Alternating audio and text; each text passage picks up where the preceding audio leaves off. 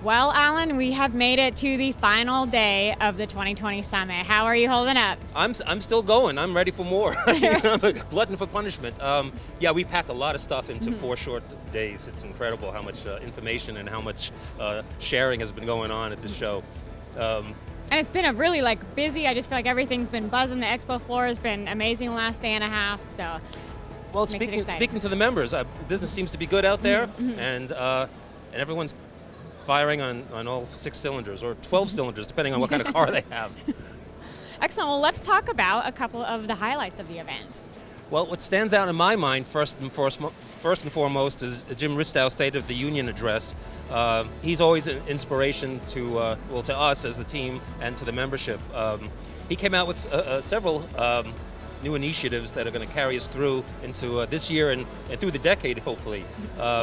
One of the things that I found really interesting was this emphasis on smart home. You know, for a long time, some members who have an appliance background were a little reluctant to get into that category, the connected home, because it's highly technical. It's more for the ProSource type integrators. But we have a secret weapon. We're appliance experts, and smart appliances are probably the most important, biggest investment consumers are going to make in smart products. So we are the experts, and that's going to be our entree with support from Allstate, which is the major insurance company that acquired SquareTrade, and also with support from the integrators that are our cousins over at ProSource. So I think that's a win-win-win for everybody. Absolutely. It's always good to network. John White followed up that same afternoon with some comments on, well, some details on our e-commerce initiative. It's still surprising, if I can speak plainly, I'm shocked that frankly, that there are still some members who don't have a transactional website. I mean, this is the age of e-commerce, and I think the point that Jim and John have been trying to make is that this is how the consumer prefers to shop. Your local customer wants to shop you. You're trusted, you're known in the community, but if they go home and they want to order that kitchen suite online, and you don't have a transactional website, you're forcing them to go to the competition. You're forcing them to go to Lowe's.com or HomeDepot.com or Wayfair. So what's particularly frustrating is the fact that we have such a great program here. It's like flipping a light switch. It's turnkey. Let the AVB marketing guys do their magic and fire up your business.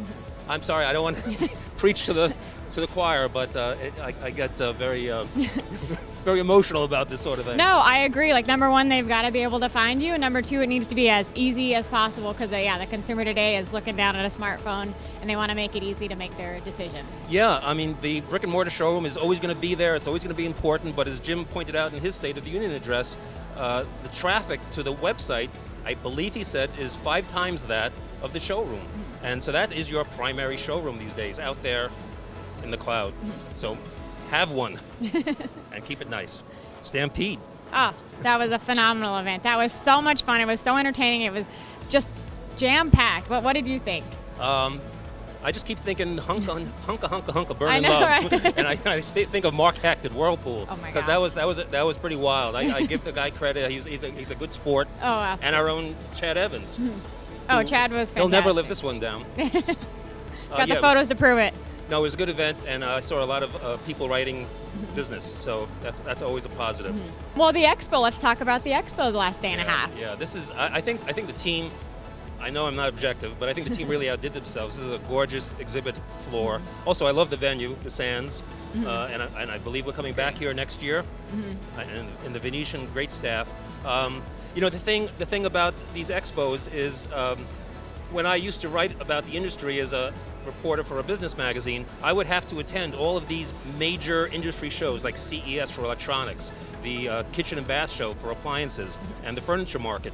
That's 3 major trips all within January. Now, a dealer, a member, can't really afford to spend either the money or the time to go to all these shows to see all the new introductions. This expo combines all of that in one place. You get to see the latest introductions, see the newest stuff, get to kick the tires before it hits the marketplace, and without having to be in 3 different events and travel back and forth to Las Vegas 3 times in January. So I think the members appreciate that, and the vendors certainly do. To have a chance to reach a targeted market, especially with all the smart appliances that are coming online. You need to leverage the talents of our sales teams in the stores to explain it. Whenever a new device is introduced, it's always the independent retailer that really the vendors go to introduce it to the consumer because they can explain it better.